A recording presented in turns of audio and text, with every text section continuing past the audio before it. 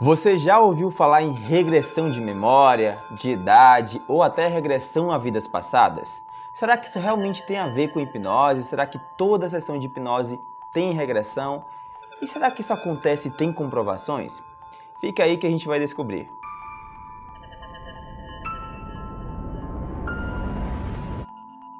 Bom, eu acredito que pelo menos uma vez na sua vida você tenha ouvido falar sobre regressão. E esse é de fato um assunto que está inclusive na fantasia de muita gente, né? Assim como a hipnose, tem gente que vai pensar que a regressão tem a ver aí com poder místico, com algo espiritual ou até com algo sobrenatural. Só que na verdade é muito mais simples do que isso. Falando até de maneira bem rasa, bem simples, a regressão é uma ferramenta que durante a hipnose possibilita o resgate de memórias que podem estar reprimidas ou não no seu subconsciente. Lógico, isso aí vai depender da teoria que o profissional está se baseando, né?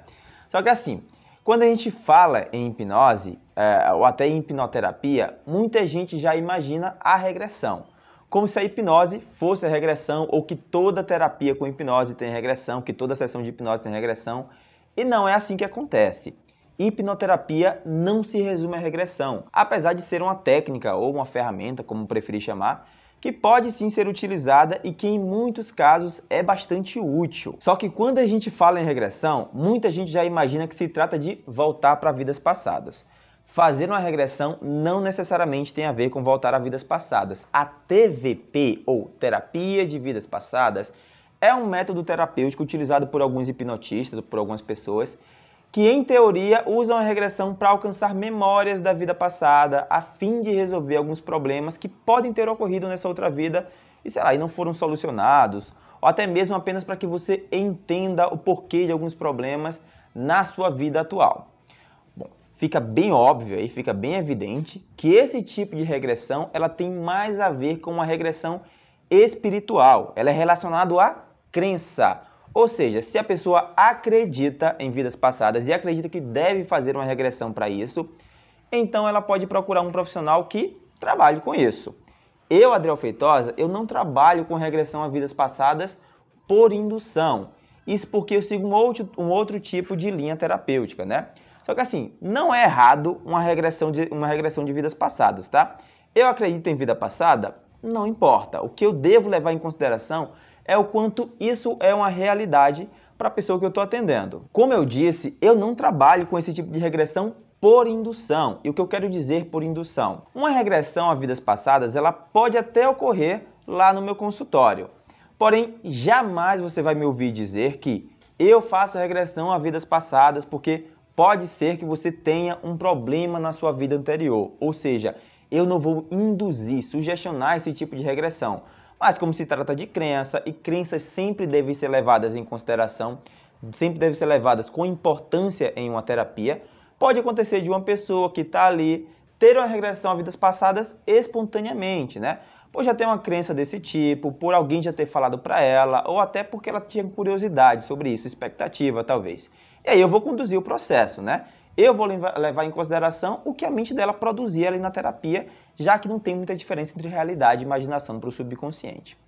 Mas quando eu utilizo regressão lá no meu consultório, essa técnica está mais ligada a uma regressão de memória, ou seja, quando a pessoa está em um transe hipnótico, eu posso conduzir uma regressão para identificar memórias da vida dessa pessoa que possam ter a ver com o sofrimento que ela está querendo tratar. E aí, às vezes, acontece de a pessoa revivenciar memórias que ela nem lembrava conscientemente, né? Freud já falava bastante sobre isso.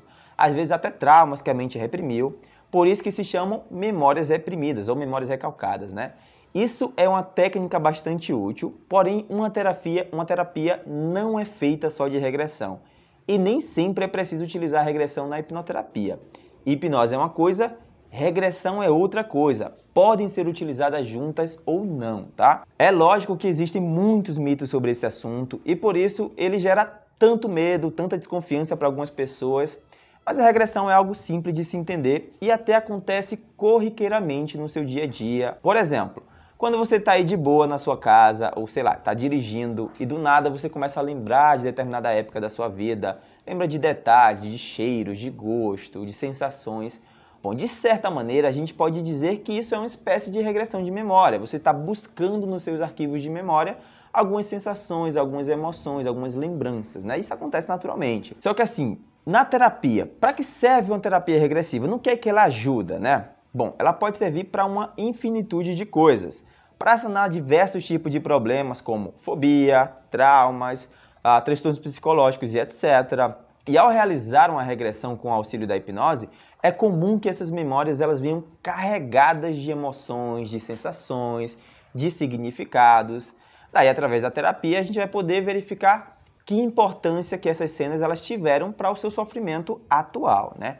E aí a gente vai poder trabalhar com terapia, né? Com ressignificação, reeducação e outros métodos terapêuticos que podem aí ser atrelados. Agora, existe risco em fazer uma regressão? Olha, não tem como dizer que não tem risco nenhum, né? Já que qualquer experiência que pode gerar fortes impactos emocionais, seja numa regressão, seja uma terapia convencional, seja uma surpresa de um amigo, uma visita ao parque de diversões, elas podem trazer risco para algumas pessoas que sofrem aí com hipertensão, com doenças cardíacas e outros problemas, né? No entanto, se a regressão ela for bem conduzida, é possível mesmo uma pessoa que sofra com essas doenças, ela possa passar pelo processo de maneira saudável, de maneira bem controlada, e aqueles riscos, né, que as pessoas pensam de mas eu posso acabar ficando louco, ou sei lá, eu posso descobrir uma memória e ela acabar me deixando pior. Bom, isso não acontece, não é possível, tá? Primeiro que uma memória reprimida, ela não é exatamente nova para você. Quando ela é descoberta, geralmente você tem a sensação de que já sabia daquilo, né? Ou de que aquilo ali soava meio que familiar para você. Mesmo assim, eu vou usar uma metáfora que nem é minha, mas eu gosto muito de usar para explicar como é que funciona a memória reprimida, né? Que está te causando sofrimento. Ela é como se fosse um bicho morto na sua casa. Imagina aí que tem um bicho morto em algum lugar da sua casa, está apodrecendo a casa inteira, mas você não sabe onde ele está. É assim que funciona uma memória reprimida. Ela está lá, pode estar te causando um trauma, né? Pode estar te causando alguma dor emocional, você não sabe de onde ele está e possibilitar você identificar isso, possibilita também você resolver.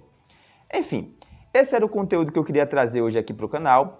Depois eu vou ver se eu faço um vídeo falando um pouco das raízes históricas, das aplicações científicas diversas da regressão que também tem. Talvez eu faça também um outro explicando especificamente de como funciona a regressão de vidas passadas, para quem tem curiosidade, né, de onde se embasa tudo isso. Então, não esquece de deixar o like aqui nesse vídeo, compartilhar se tiver gostado desse conteúdo. Isso ajuda, lógico, bastante o canal a ganhar relevância, os vídeos a ganhar relevância, né?